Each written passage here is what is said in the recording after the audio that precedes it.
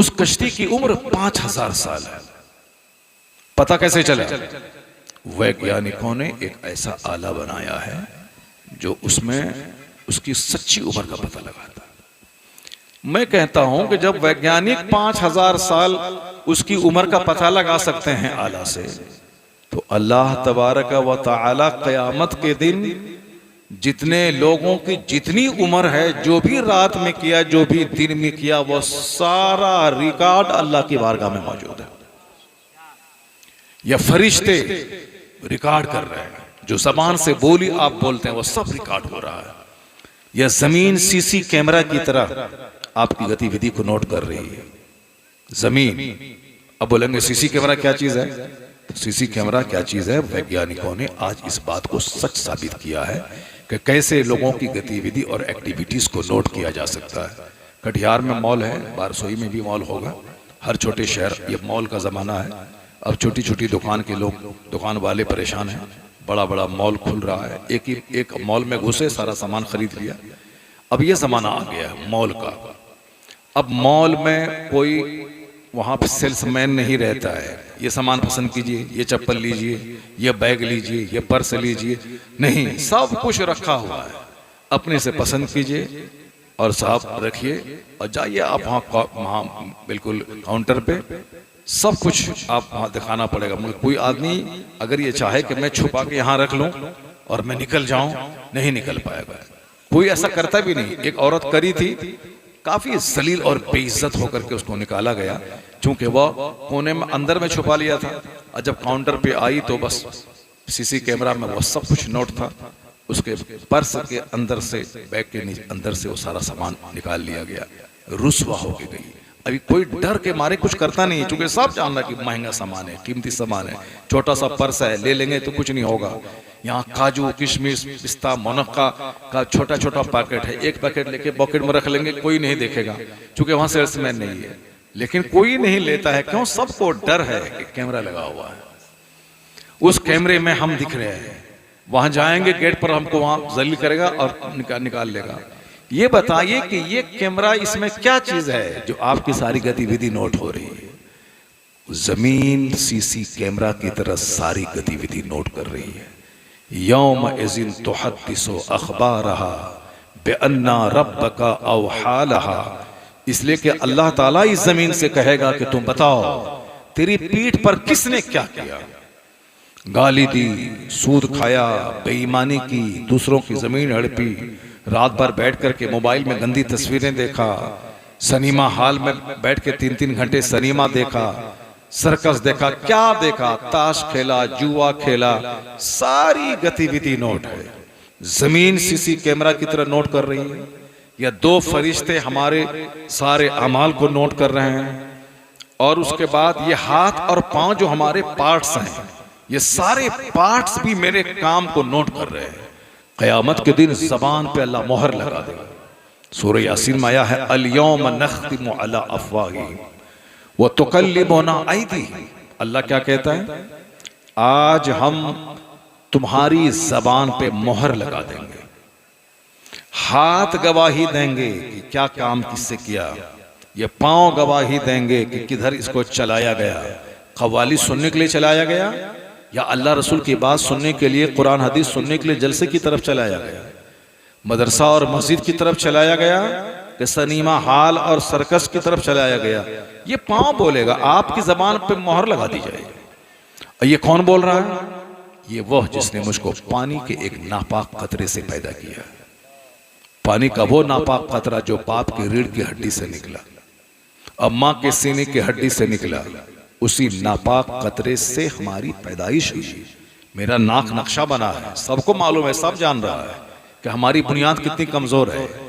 और ये नापाक कतरा माँ के पेट में गया और वही नाक नक्शा बना। मुंह, आंख, कान, हाथ, पांव, सर का बाल, भौं के बाल, सब वहां तैयार हुआ, फिर वो वहां से निकला। सबको मालूम है, हम भी माँ के पेट से पैदा हुए, आप भी माँ के पेट से पैदा हुए। कैसे पैदा हुए? ऐसे ही पैदा हुए। वही रीढ़ की हड्डी से एक कतरा पानी का गया, सीने की हड्डी से कतरा पानी का गया, और वो माँ के बच्चादानी में जाके जमा हुआ, और फिर वहीं सब नाक नक्शा बना। माँ का जो माहवारी खून है उसको रोक दिया जाता है जब माँ हामिला होती है। क्यों? ये खून अब बच्चे के बदन में जाएगा, बच्चे की खुराक बनेगी, बच्चा खाएगा, उसको पी करके जिंदा रहेगा। ये बताइए कितना कमजोर है हम लोग, कितना कमजोर हैं। कुरान शरीफ में 1 दर्जन जगहों पे जिक्र आया है अपनी पैदाइश पे गौर करना, मगर लोग गौर नहीं करते हैं। कोई चिल्ला रहा है, आ कर रहा है, कोई मकान पे इतरा रहा है, कोई गाड़ी पे इतरा रहा है, कोई अपनी जवानी पे इतरा रहा है, कोई बुलेट पे इतरा रहा है, कोई मॉल बना के इतरा रहा है। जब सब लोग इतराएं, गुरूर करें, तो कुरान कहता है जरा अपनी पैदाइश को देख लो कि तेरी बुनियाद कैसी है, तेरी इब्तदा कैसी है। जैसे समाज में अगर कोई आदमी, गरीब आदमी मालदार बन जाता है और इतराने लगता है, लोग क्या कहते हैं? अरे बड़ा इतरा रहा है, माँ तेरी पोछा लगाती थी, तुम्हारा बाप मेरे घर में गाय चराता था, जरा देखो झांक करके कि तेरी बुनियाद कैसी है, तेरे माँ बाप कैसे थे। बड़ा इतरा रहा, अभी दिल्ली पंजाब गया, कमा खा करके छोटा सा घर बना लिया तो इतरा रहा है। तेरी माँ तो मेरे घर में पोछा लगाती थी, तेरी माँ तो मेरे घर में हांडी धोती थी, तेरा बाप तो मेरे घर में गाय चराता था। तो गुरूर को तोड़ने के लिए ये जुमला बिजली की तरह लगता है। वो आदमी साहब समझने के तिलमिला के रह जाता है। घमंड तोड़ने के लिए ये जुमला काफी है कि अभी इतरा रहा है, तेरी माँ तो मेरे घर में पोछा लगाती थी, सारा गुरूर टूट जाता है। अभी इतरा रहा है, तेरा बाप तो मेरी गाय चराता था, अभी इतरा रहा है। तो घमंड और गुरूर को तोड़ने के लिए ये सारी बातें बोली जाती हैं। कुरान शरीफ में आया है कि फलियंजुरिल इंसानु मिम्मा खुलिक़ मिन माइन दाफ़िक़ यख़रुजु मिन बैनि सुल्बि वत्तराई। एक आदमी को अपनी पैदाइश पे गौर करना चाहिए कि पैदा हुआ कैसे। पानी का वो कतरा जो जंप करता हुआ निकलता है बाप की रीढ़ की हड्डी और माँ के सीने की हड्डी से, उसी कतरे सलील से इस इंसान की पैदाइश हुई है। बुजुर्गों ने कहा है कि जब आदमी को लगे अपने हुस्न पे, मकान पे गुरूर हो, तो अपनी बुनियाद को देख ले कि इसकी इब्तदा कैसी है, स्टार्टिंग कहानी कैसी है, तो सारा गुरूर उसका चकनाचूर हो जाएगा, इसमें आजिज़ी और खाकसारी पैदा हो जाएगी। तो हमारी बुनियाद बड़ी कमजोर है, इसलिए यहाँ इतना, और फिर इतनी कमजोर है, इंतहा भी कमजोर है कि हमारी गर्दन पे मौत की तलवार लटक रही है। रास्ता चलते, खाना खाते, चाय पीते, बस पे सफर करते हुए किसी भी वक्त अचानक मौत का शिकार बंदा हो जाता है। इतना कमजोर है ये इंसान। बहुत इतराता था समाज में। मैंने अपनी आंखों से देखा एक डकैत को, बहुत बड़ी बड़ी मोछ थी, बड़ा बड़ा बाल था। मैंने अपनी आंखों से देखा कि एक औरत जो ताड़ी बेच रही थी, उसके पास वह बैठ करके उसका हाथ पकड़ पकड़ के ताड़ी पी रहा है। और जरा भी शर्म नहीं है कि सड़क के किनारे बेशुमार लोग सफर कर रहे हैं। नहीं, चूंकि उनको ताकत का गुरूर था, घमंड था उसको।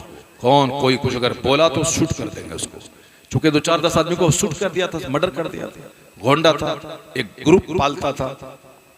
मैंने इस हालत में उसको देखा, लेकिन मालूम है कुछ दिनों के बाद उसकी डेड बॉडी वापस आई। डेड बॉडी भी वापस नहीं आई, आज तक वापस नहीं आई। गया उस तरफ पड़ोसी मुल्क में, वहां से डेड बॉडी भी वापस नहीं आई। काम तमाम हो गया। एक दूसरा गोंडा था, खूब इतरा था, मौलाना मौलवी तकरीर, जैसे आजकल कर रहा आदमी साहब, मौलाना मौलवी कुछ नाच गाना, शराब शबाब, ये सब चल रहा था। डकैती, जो बोले अच्छा काम करो उसी का मुंह नोच लेता था। बहुत अच्छा बोलने वाला आ गया है, ऐसे करो वैसे करो। कौन सुनता है इस जमाने में? कॉमेडी सुनता है इस जमाने में। इस जमाने में बगैर सर पर की कहानी सुनता है। ये बोलता है कि ऐसे जियो, ऐसे खाओ, ऐसे पियो, ये करो वो करो, हुजूर की पैरवी करो, नमाज पढ़ो, रोजा रखो, हज करो, ज़कात दो। कौन इस जमाने में नमाज पढ़ता है यार? मौलवी साहब चुपचाप रहो, जुमा के दिन कोई कहानी सुना दो। अभी गया था मैं गोंडा, मौलाना साहब बोले कि मैं लोगों को बताता हूँ कि हदीस में ये आया है, ऐसे कीजिए, ये काम मत कीजिए। लोग बोलते हैं कि नहीं ऐसे मत, सब मत बोलो। क्या बोलो? कोई कहानी सुना दो, कहानी सुनने में अच्छा लगता है, कोई कहानी सुना दो।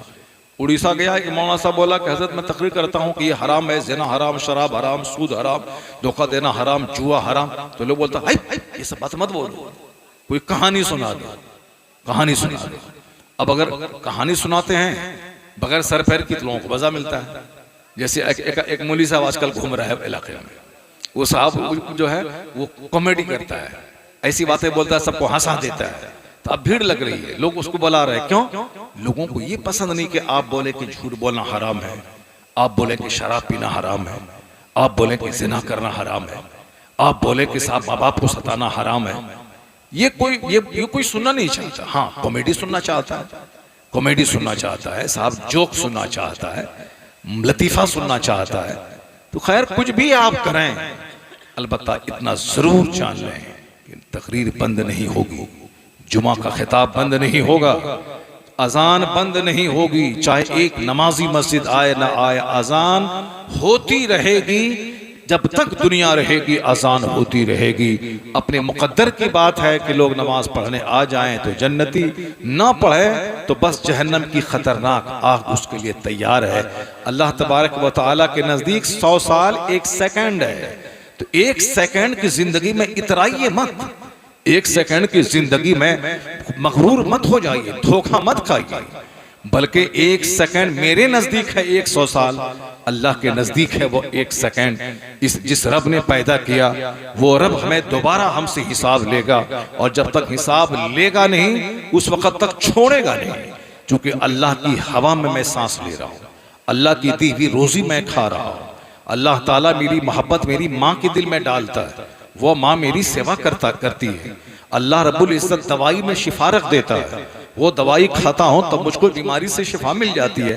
ये सब कुछ अल्लाह का रब्बुल इज्जत कर रहा है, और ये सारा निजाम अल्लाह ने अपने महबूब के जरिए दुनिया वालों को भेजा कि आप जाइए, दुनिया वालों को बताइए ये दुनिया में ऐसे ही बेकार तुझको नहीं पैदा किया गया है, बल्कि यहाँ खूब संतरा खाओ, सेब खाओ, अनार खाओ, रोटी खाओ, चावल खाओ, जानवर का दूध पियो, जानवर का गोश्त खाओ, परिंदे का गोश्त खाओ, समंदर की मछलियां खाओ, दूध पियो, जो खाना है खाओ, चावल का 1000 आइटम बनाओ, गेहूं का 1000 आइटम बनाओ, आम खाओ, लीची खाओ, अमरूद खाओ, सब तुम्हारे लिए। ये सब न अल्लाह खाता है, न अल्लाह के खरबों फरिश्ते खाते हैं, ये सब तुम्हारे लिए है। सब खाओ, काम सिर्फ इतना करना है, काम वही करो जो काम करने के लिए मेरे महबूब ने तुझको कहा है। मेरे महबूब की गुलामी करना, तब तो नेमत, यहाँ नेमत खाओ, मरने के बाद महबूब के साथ जन्नत जाओ।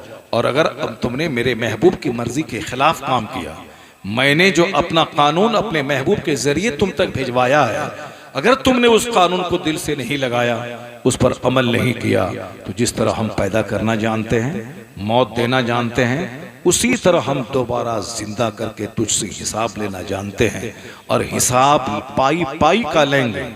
ला तज़ूलु क़दमा अब्दिन, बंदे का पांव अपनी जगह से 1 इंच नहीं हटेगा क़यामत के दिन, जब तक के 4 चीजों का सवाल उससे ना हो जाए।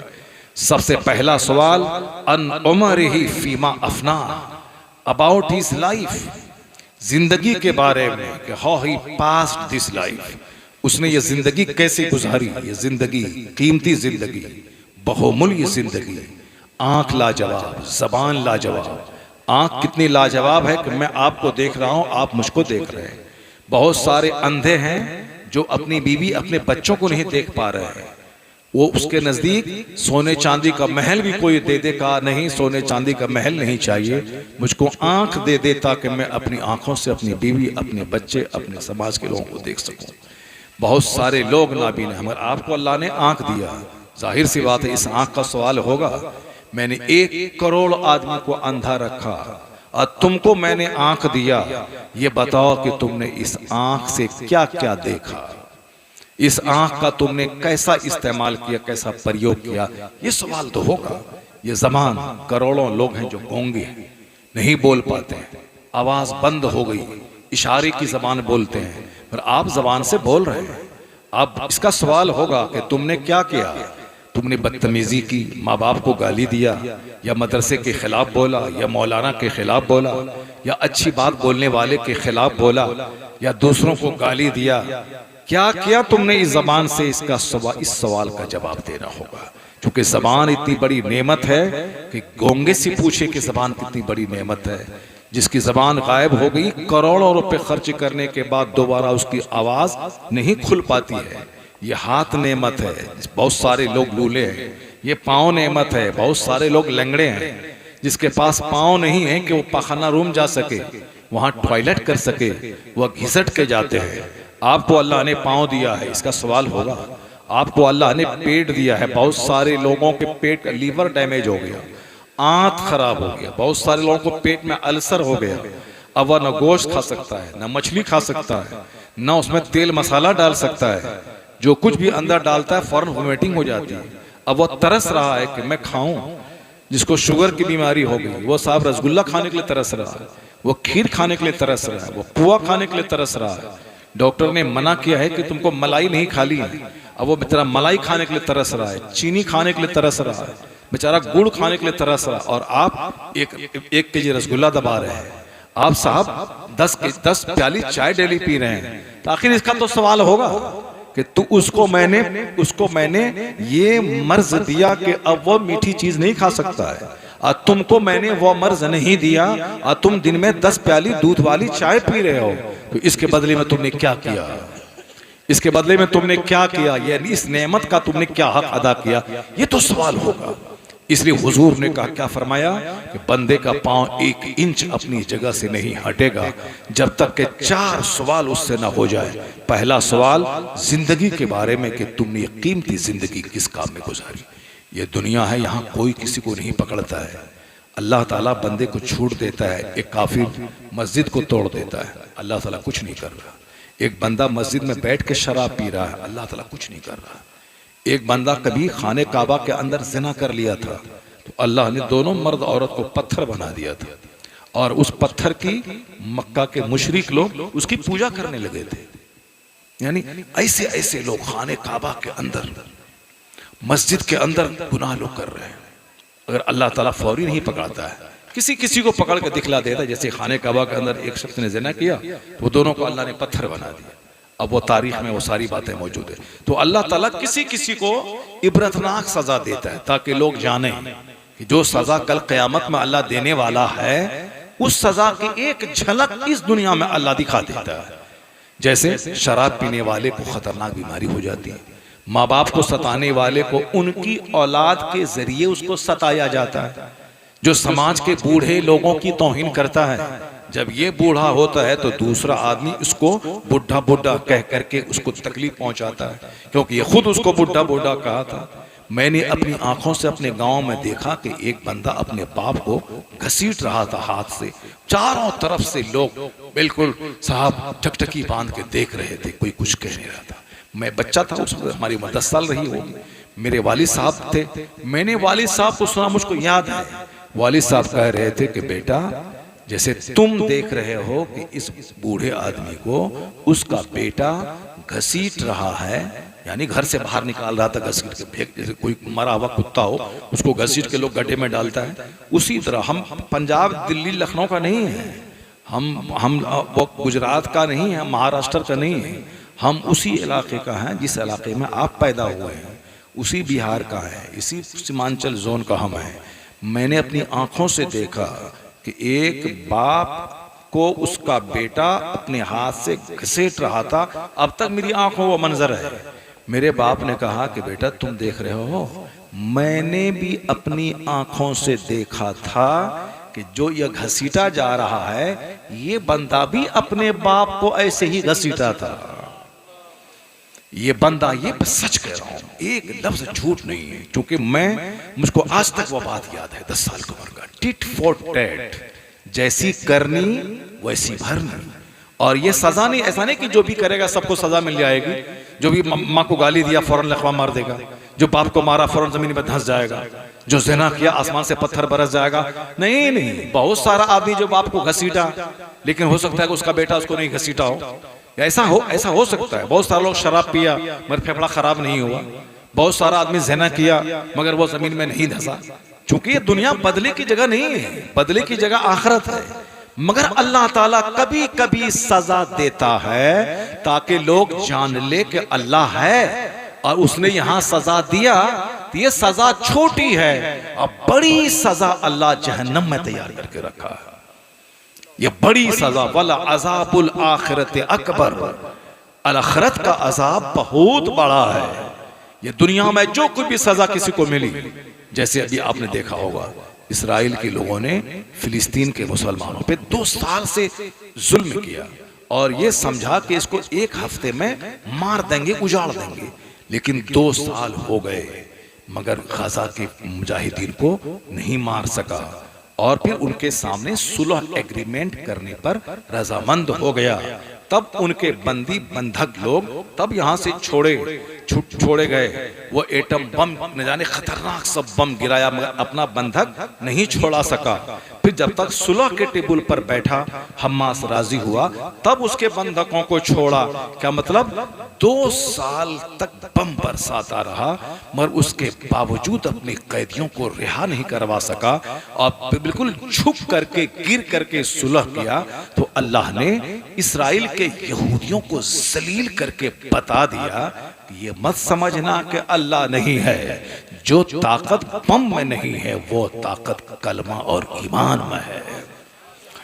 अल्लाह तबारक आज नहीं देखा आपने, आज से 4-5 साल पहले 2022 में 2020 में सब लोग मुसलमानों को जिसने निगलना चाह रहे थे। चाइना वाला अलग बोल रहा है, जापान वाला अलग बोल रहा है, इंडिया के चंद शरीफ किस्म के लोग अलग, कोरोना अलग जो है, एनआरसी ये वो फला चिला के नाम पे मुसलमान मदरसा मस्जिद, मुसलमान मदरसा मस्जिद, दाढ़ी टोपी, औरतों का बुर्का हिजाब निकाब, स्कूल में जाके स्कूल में निकाल देना, हिजाब पे खोल करके आओ, ये करना, सब तमाशा हो रहा था। मुसलमान परेशान थे।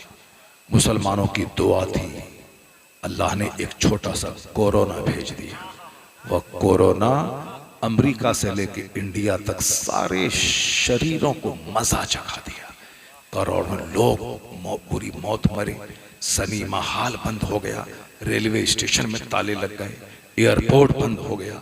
अमेरिका यूरोप जैसे इलाकों में बड़े बड़े शहर में ताले लगे, हर आदमी का घर जेल बन गया, हर आदमी अपने घर में कैदी बन गया।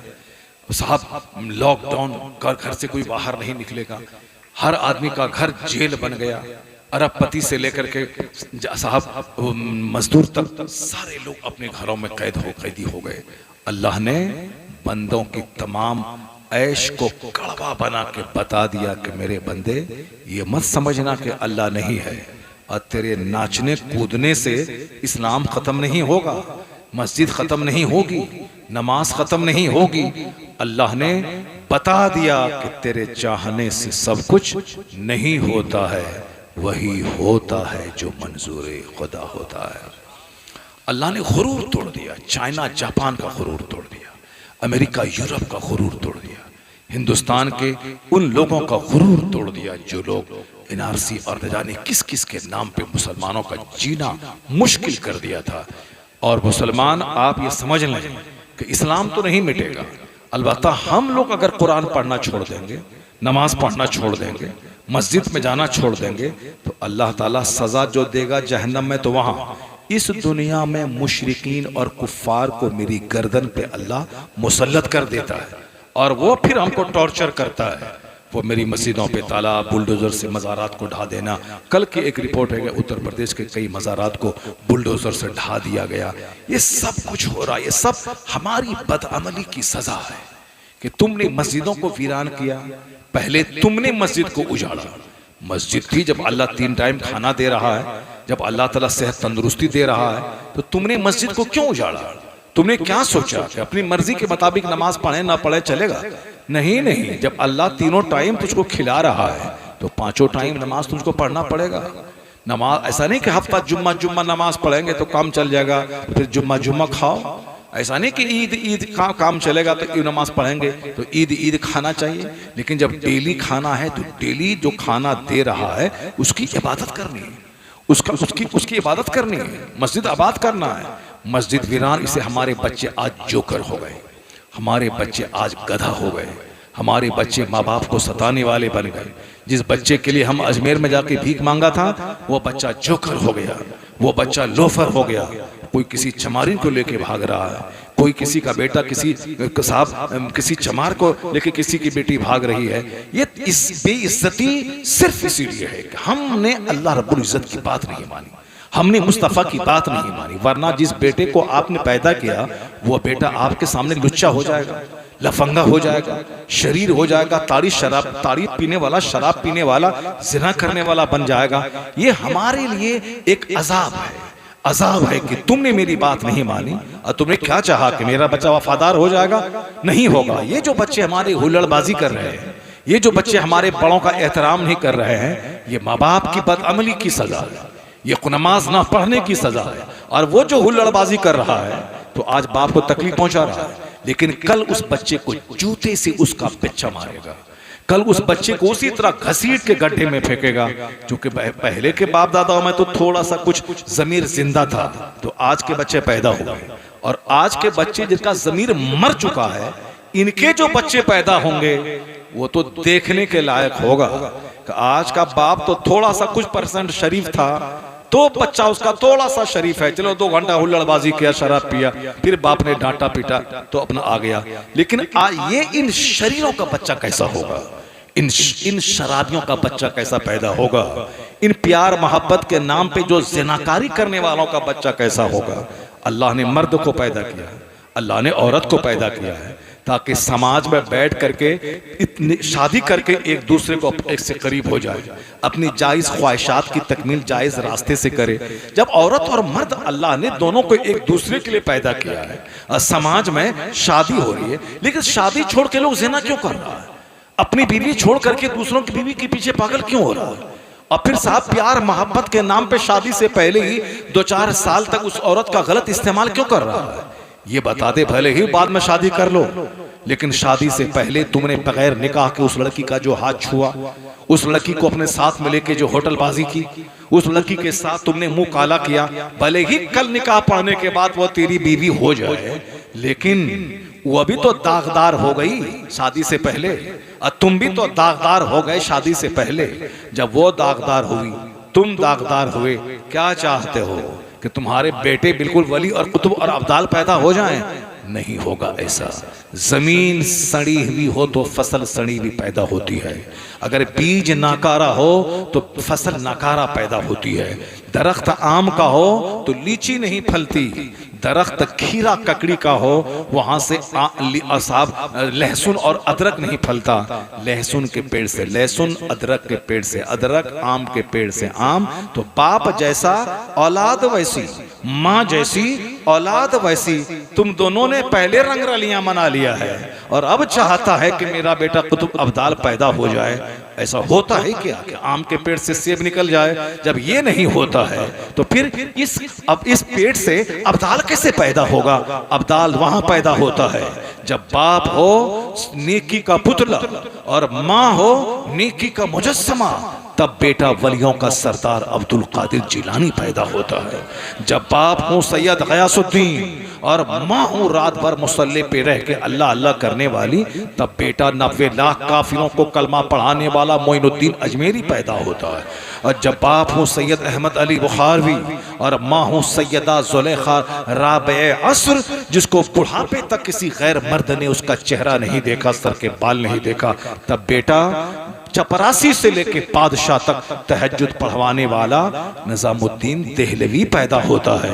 और जब बाप मुफ्ती नकी अली खां हो और जब माँ तहज्जुद गुजार हो, तब बेटा करोड़ों मुसलमानों का इमाम अहमद रजा खां फाजिल बरेलवी पैदा होता है। और जब बाप इमाम अहमद रजा खां हो और माँ तहज्जुद गुजार हो, तब बेटा मुफ्ती आजम हिंद हुज्जतुल इस्लाम पैदा होता है। और जब दादा हो हुज्जतुल इस्लाम, नाना हो मुफ्ती आजम हिंद, अब बाप हो मुफस्सिर आजम हिंद और माँ हो तहज्जुद गुजार, और जरूरत पड़े तो ज़ेवरात बेचकर मंजर इस्लाम के मुदर्रिसिन की तनख्वाह दिलाने वाली, तब उसकी कोख का बच्चा 10 करोड़ कमोबेश मुरीदों का मुर्शिदे बरहक ताजुश शरिया अख्तर रजा अजहरी पैदा होता है। जैसी जमीन वैसी फसल, जैसा दरख्त वैसा फल। ये जो समाज में जोकर पैदा हुए, ये जो समाज में लोफर पैदा हुए, काफिरों का बच्चा डीएम बन रहा है, संथाल का बच्चा डीएम बन रहा है, साहब मुसहर का बच्चा बीडीओ बन रहा है, और ये मुसलमान जमींदारों का बच्चा जानवर बन रहा है, ये गुटखा खोर बन रहा है, ये सिनेमा देखने वाला बन रहा है, ये माँ बाप को आंख दिखाने वाला बन रहा है, ये जलसा जुलूस और मस्जिद के खिलाफ बोल रहा है। जालिम कुफार और मुशरिकीन के बच्चे हफ्तावार मंदिरों में पूजा करने जा रहे हैं। क्रिश्चियनों के बच्चे हर संडे के दिन पूजा करने जा रहे हैं। रास्ता चलते बस में, ट्रेन में इन कुफारों मुशरिकीन के बच्चे वो अपने अपने अपने अपने हिसाब से धर्म की बातें कर रहे हैं। अब सारे ये साथ धर्म की बातें सब लोग कर रहे हैं और तुम अधर्मी बन रहा है। तुम्हारी जबान पे न कभी अल्लाह का नाम है, न रसूल पाक का नाम है, न बुजुर्गों का नाम है, न अपने माँ बाप का चर्चा है, न जलसा जुलूस में जो तकरीरें हुई न उसका चर्चा है। आज जब ट्रेन में चलते हैं तो हर तरफ वह लोग जो शराबी, पापी, ज़िनाकार, मुशरिक हैं, वह लोग क्या बोलते हैं, हमारा फलां धर्माचार्य ये बोल दिया, हमारा साहब धर्म गुरु ये बोल दिया। और हम 2 महीना में जाके 5 दिन धर्म गुरु के पास रहते हैं, वहां रहते हैं तो हमको शांति मिलती है। हम बड़ा बड़ा बिजनेसमैन कटिहार का, पूर्णिया का, ये यहाँ से जा रहा है राजस्थान, वहां जाके 3 दिन अपने धर्म गुरु के पास रहता है, वहां जाके खूब भजन कीर्तन करता है, वहां से लौट के आता कहता है कि हम महीने में जाते हैं, वहां 2-3 दिन वहां रहते हैं, हमको बिल्कुल शांति मिलती है, जैसे लगता है कि सारा गम दूर हो गया। जो सिस्टम हमारा था खानकाहों में रहने का, मस्जिदों में जाने का, आलिम के पास बैठने का, तकरीर बैठ के सुनने का, मकसद हयात जानने का, खानकाहों में जाने का, अल्लाह के वलियों के दरबार में जाकर के वहां अपना आध्यात्मिकता यानी रूहानियत को, तसव्वुफ की दुनिया का सैर करने का, ये सारा काफिरों ने ले लिया। और हम क्या ले लिए, मोबाइल लेके बैठ गए। हम जोकर की तरह साहब गाना गा रहे हैं और डीएम बनने के लिए साहब नमाज पूजा सब छोड़ करके यहाँ कोचिंग सेंटर में जा रहे हैं। मेरा बेटा कोचिंग सेंटर में जाके वहाँ भोपाल में है, दिल्ली में है, आंध्र प्रदेश में है, साहब बेंगलोर में मेरा बच्चा डीएम बन रहा है। तुम्हारा बच्चा भी डीएम बन के शराबी बनेगा, काफिरों का बच्चा भी वही करेगा, फिर तुझ में और काफिर में क्या फर्क रह जाएगा। अगर तुम डीएम बनने के बाद नमाज पढ़ते, डीएम स्कूल में पढ़ने के बाद अगर रोजा रख लिए होते, तरावी पढ़ते, नमाज़े पंजगाना पढ़ते, तब होता कि डीएम वो भी बन रहा है, हम भी बन रहे हैं, वो कुफ्र करके बन रहा है और हम नमाज के साए में बन रहे हैं। हमारी दुनिया भी हाथ से नहीं गई, मेरी आखिरत भी हाथ से नहीं गई। ये सारी बातें एक दिन की तकरीर से नहीं होता है, एक दिन की तकरीर से नहीं होगा। ये हर माँ बाप पे लाजिम है कि अपने बच्चों के दिल दिमाग में हमेशा आलिमों की मोहब्बत डाले, ताकि वो मोबाइल में गंदी तस्वीरें ना देखे, मोबाइल में आलिमों की तकरीर सुने, मोबाइल में कॉमेडी ना देखे, मोबाइल में आलिमों की तकरीर सुने, मोबाइल में कुरान पाक की तिलावत सुने, मोबाइल में दीनी प्रोग्राम देखे, ये देखे, मोबाइल में गाने ना सुने, मोबाइल में वो नात सुने। ये बाप को कहना पड़ेगा, ये बातें बाप को कहना पड़ेगा। बाप को 5 वक्त नमाज पढ़नी पड़ेगी, तब बच्चा बाप को देखने के बाद ये भी 5 घंटे स्कूल में पढ़ेगा और फिर 10 मिनट के लिए वो मस्जिद चला जाएगा, फिर 3 घंटा स्कूल में पढ़ेगा, फिर असर के लिए 10 मिनट मस्जिद चला जाएगा। ये हर माँ पे लाजिम है कि अपने घर में दीन का माहौल बनाए। नमाज पढ़ने में कौन हाथी घोड़ा लगता है, नमाज पढ़ने में कौन 10 घंटा 20 घंटा लगता है। फजर की नमाज पढ़ने में 10 से 15 मिनट लगता है। उस फजर से लेकर जोहर तक कोई नमाज फर्ज नहीं है, ये मुकम्मल 10 घंटे काम करने के लिए है, ताकि खूब खेत में काम कीजिए, दूसरों का मोहताज मत रहिए, खूब स्कूल में 10 घंटे पढ़िए ताकि जाहिल बन के न रहिए, खूब अपनी फैक्ट्री और अपने दुकान में बैठ के पैसा कमाइए। जब 10 रुपया रहेगा तब ना आप गरीबों मिस्किनों को देंगे, जब 10 रुपया रहेगा तब ना आप मस्जिद बनाएंगे, 10 रुपये रहेगा तब ना आप किसी बीमार का इलाज करवाएंगे। आप खुद भिखारी रहेंगे तो आप क्या दूसरों को 10 रुपया दे पाएंगे। इसलिए इस्लाम ये नहीं चाहता कि तुम भिखारी रहो और दूसरों के सामने हाथ फैला के भीख मांगते रहो। नहीं, अल्लाह ने ये सिखाया है कि रब्बना आतीना फिद दुनिया हसना व फिल आखिरते हसना। ए अल्लाह हमें इस दुनिया में अच्छाई अता फरमा, मरने के बाद अच्छाई अता फरमा। क्या मतलब, दुनिया में अच्छाई कैसे मिलेगी? मेहनत से मिलेगी, मुशक्कत से मिलेगी। मेहनत करेंगे तब फसल पैदा होगी, मेहनत करेंगे तब दुकान चलेगी, मेहनत करेंगे कोई हुनर सीखेंगे तब पैसा कमाएंगे, मेहनत करेंगे 18 घंटे पढ़ेंगे तब जाकर IAS ऑफिसर बनेंगे। ऐसा थोड़ी कि सपना देखने से बैठ बैठ के सोचने से खेत से फसल उपज के मेरे घर में आ जाएगी, या सोच सोच के बैठने से हमारा बच्चा डीएम बन जाएगा। नहीं, मेहनत करनी होगी। जब दुनिया की रोजी बगैर मेहनत के नहीं मिलती है तो जन्नत बगैर मेहनत के कैसे मिलेगी?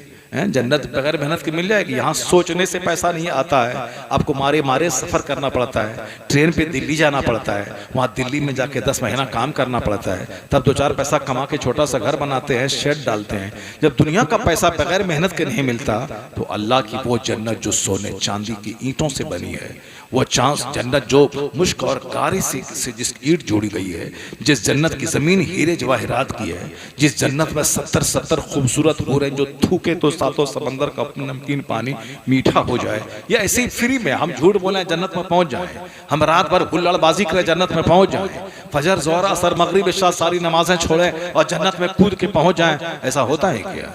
अल्लाह चाहेगा तो हो जाएगा। अल्लाह चाहेगा तो आम के पेड़ में सेब निकल जाएगा, अल्लाह चाहेगा तो हम लगाएंगे गेहूं, वहां से मकई निकल जाएगा, अल्लाह चाहेगा तो हम लगाएंगे आलू, वहां से अमरूद निकल जाएगा, अल्लाह चाहेगा तो सब हो जाएगा, अल्लाह चाहेगा तो आम क्या, आम के पेड़ में सोना निकल जाएगा। पर अल्लाह ताला का ये कानून नहीं है। अल्लाह का कानून क्या है? आलू लगाओगे आलू, सीम लगाओगे सीम, लीची लगाओगे लीची, अमरूद लगाओगे अमरूद। तो उसी तरह जैसी करनी वैसी भरनी। जिस तरह बगैर दुकान और खेत गए पैसा नहीं मिलता, तो बगैर मस्जिद गए भी जन्नत नहीं मिलती है, बगैर नमाज पढ़े भी जन्नत नहीं मिलती है, बगैर रोजा रखे जन्नत नहीं मिलती है, बगैर कुरान और जिक्र दुरूद के जन्नत नहीं मिलती है। दुनिया जब बगैर मेहनत के नहीं मिलती है, तो जहां खरबों साल अरबों साल महासंख्यों साल सदा रहना है, वहां की नेमतें बगैर मेहनत के कैसे मिलेंगी? अलबत्ता इतना जरूर है, दुनिया में डीएम बनने के लिए 18 घंटे पढ़ना पड़ेगा, पर जन्नत जाने के लिए 18 घंटे मस्जिद में बैठने की जरूरत नहीं है। रात में 10 घंटे सोइए, 8 घंटे सोइए, 10 मिनट के लिए मस्जिद फजर की नमाज पढ़ने चले जाइए, फिर 10 घंटा खेत में काम कीजिए, फिर 20 मिनट के लिए जोहर में चले जाइए, फिर 3 घंटा अपना काम काज कीजिए, फिर 10 मिनट के लिए असर में मस्जिद चले जाइए, फिर 2 घंटा सौदा सलाह बाजार से खरीदिए, 15 मिनट के लिए मस्जिद मगरिब पढ़ने चले जाइए, फिर मगरिब से इशा तक 2 घंटा अपने बाल बच्चों में रहिए, फिर 15 मिनट का टाइम निकाल के मस्जिद चले जाइए। 24 घंटे में 23 घंटे तुम सोने खाने काम के लिए निकाल दो और 1 घंटा अल्लाह की इबादत के लिए निकाल दो। अल्लाह 1 घंटे की बरकत से 24 घंटे में बरकतें अता फरमा देगा। मगर क्या करें इस खोपड़ी में?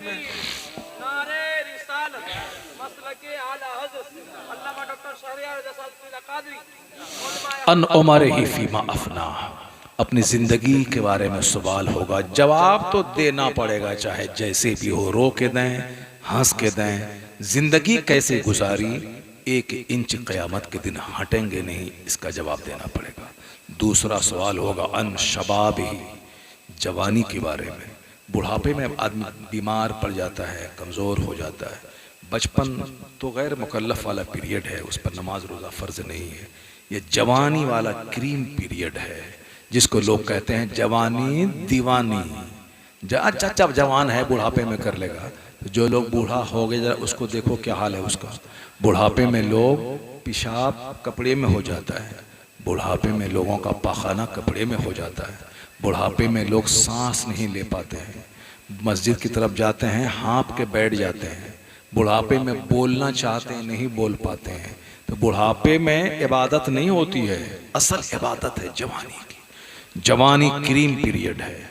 इस जवानी को किस काम में तुमने लगाई, तो जवाब देना पड़ेगा। जवानी दीवानी नहीं है कि चाहे किसी छोकरी के पीछे लगा दें, ऐसा नहीं जैसे आजकल लोगों ने समझ लिया है। सब प्यार मोहब्बत में पड़ा हुआ है, क्या पढ़ा क्या बेपढ़ा, क्या स्कूल क्या कॉलेज क्या शहर क्या देहात, सब पड़ा हुआ है, प्यार के पीछे पड़ा हुआ है।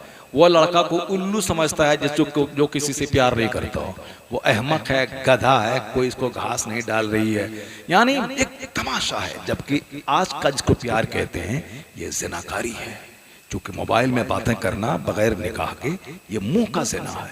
मोबाइल में उसको देखना, बात देखना, ये आँख का ज़िना है। उनसे होटल में तन्हाई में बैठ करके खाना पीना, ये साहब हाथ से छूना, ये हाथ का ज़िना है। पाँव से चल के जाना पाँव का ज़िना। ज़िनाकारी को लोगों ने प्यार का नाम दे दिया है, ज़िनाकारी को लोगों ने मोहब्बत का नाम दे दिया है। मोहब्बत वो सच्ची मोहब्बत है जिसमें लड़की को देखा नहीं हो, वो मोहब्बत है जिसमें उसको बात उससे नहीं किया हो। मोहब्बत वो सच्ची मोहब्बत। आजकल 1 करोड़ में 1 आदमी भी ऐसी मोहब्बत नहीं करता है। यहाँ मोहब्बत अभी मोहब्बत हुई, वो 1 घंटा के बाद वह पूरी दीवार तड़प के जाकर उससे मिलना चाहता है।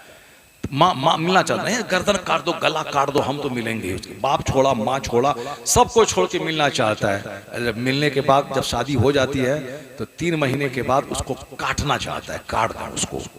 पहले जिसके लिए वो तड़प के मिलना चाह रहा था, रात में कड़ाके की सर्दी में गया, बाइक लगाया और जाके वो बांस की गही में चला गया। खेत में, आलू के खेत में बर्फ गिर रही है, वहां उसको बुला लिया। तो अब तो ठीक है, चलो बुला लिया, अब मुलाकात, अब शादी हो गई। तो अब शादी के बाद तो खूब मजे के साथ रहो। नहीं, 3 महीने के बाद लत्तम जुत्तम, लाठी सोटा, मार धाड़, अब खुद कत्ल चला। जो अपने नफ्स की इज्जत में आके करेगा ऐसा, कभी सुकून नहीं मिलेगा। सुकून उस शादी में है जो शादी माँ बाप की मर्जी के मुताबिक होती है। लड़की भी मर गई, बेशुमार लड़कियां मर रही हैं, जहर खा के मर रही हैं, बेशुमार लड़के नदी में कूद के मर रहे हैं।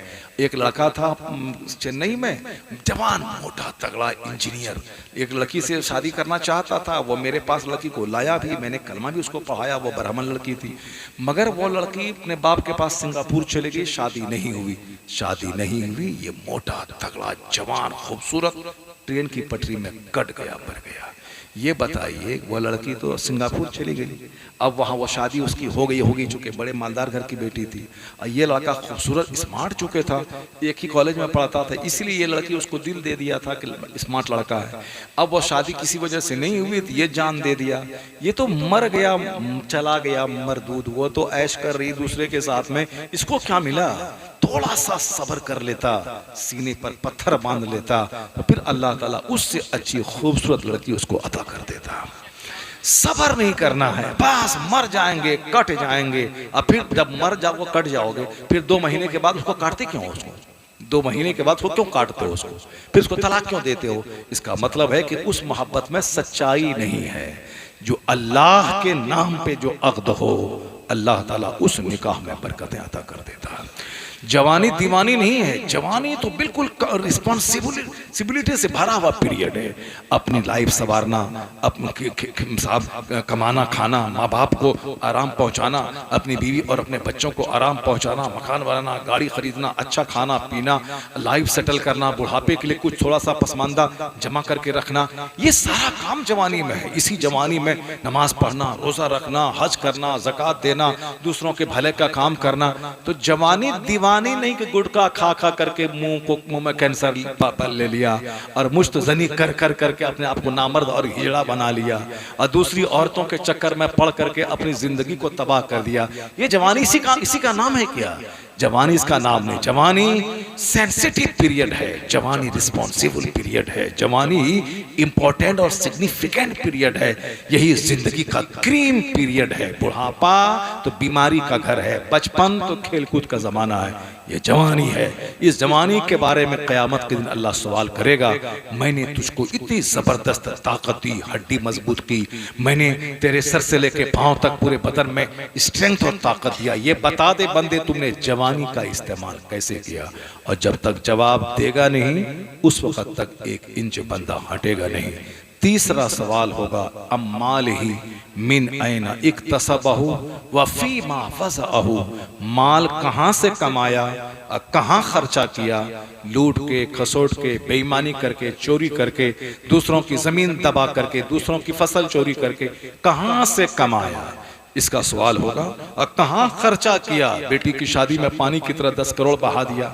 दूसरे लोग भीख मांग रहे हैं, हजारों बेटियां 40 साल की उम्र की पड़ी हुई हैं, कोई रिश्ता नहीं मिल रहा है। और यह इनके पास पैसा है तो साहब ये हल्दी की रस्म, फला रस्म, चीना रस्म, मैरिज हॉल, 5 स्टार होटल, बड़ा लॉन बुक करके 1 करोड़ की शादी कर रहे हैं। जब हमारे पास है तो कौन करेगा? जवाब देना होगा कि तुमने माल को कहाँ खर्चा किया, कहाँ दिया, ये जवाब देना होगा। From where you earn this, in which ways you spend this, कहाँ से तुमने कमाया, किस रास्ते में खर्चा किया, ये जवाब देना होगा। और चौथा सवाल होगा कि तुमको जो कुछ सिखाया गया, जो कुछ तुमने किताबों में पढ़ा, उस पर तुमने कितना अमल किया? तकरीर सिर्फ लोगों को समझाने के लिए तुमने किया या अपने लिए भी कुछ किया? नात दूसरों के लिए पढ़ी ताकि पैसा मिले या अपने लिए भी कुछ पढ़ा, अपने लिए भी कुछ तैयारी किया? अपने लिए कि नमाज पढ़ी कि नहीं पढ़ी। ऐसा नहीं कि पैसा कमाने के चक्कर में सफर में सब नमाज छोड़ दिया, बुढ़ापे में पढ़ेंगे। ये सोच तो कम पढ़े लिखे जाहिलों की है। अगर पढ़ा लिखा आदमी भी यही सोचे कि अभी थोड़ा सा भाग दौड़ करके कर लेते हैं, बाकी बुढ़ापे में कर लेंगे, या सिर्फ रमजान में जाके कर लेंगे, अभी अभी अभी अभी अभी बड़ा मुश्किल है। जब पैसा कमाना मुश्किल नहीं है और कड़ाके की सर्दी में पैसा कमा रहे हैं, तो कड़ाके की सर्दी में सजदा भी कीजिए, कड़ाके की सर्दी में नमाज भी पढ़िए, कड़ाके की सर्दी में पूछ सवाब देना पड़ेगा। अपने इल्म पर कितना अमल किया, सिर्फ जबान दूसरों के लिए चली या अपने लिए भी चली, किताब जो पढ़ा था उस किताब पर कितना अमल किया, खाली दूसरों को पढ़ के सुनाया कि अपना भी उस पर अमल किया। ये 4 सवाल का जवाब देना होगा, और जब तक इसका जवाब देंगे नहीं उस वक्त तक 1 इंच बंदा अपनी जगह से हट नहीं पाएगा। अल्लाह तबारक व तआला हमको और आपको और दुनिया के सारे मुसलमानों को इन 4 सवाल के जवाब की तैयारी करने की तौफीक अता फरमाए, तन्हाई में बैठकर अपने मकसद हयात पर नज़र रखने की तौफीक अता फरमाए, जो गुनाह हो गए जल्दी से तौबा करने की तौफीक अता फरमाए, जो ज़िंदगी के थोड़े से दिन बचे हैं उन दिनों को इबादतों में लगाने की तौफीक अता फरमाए। आमीन। व आखिर दावाना अनिल हम्दुलिल्लाहि रब्बिल आलमीन। अस्सलामु अलैकुम।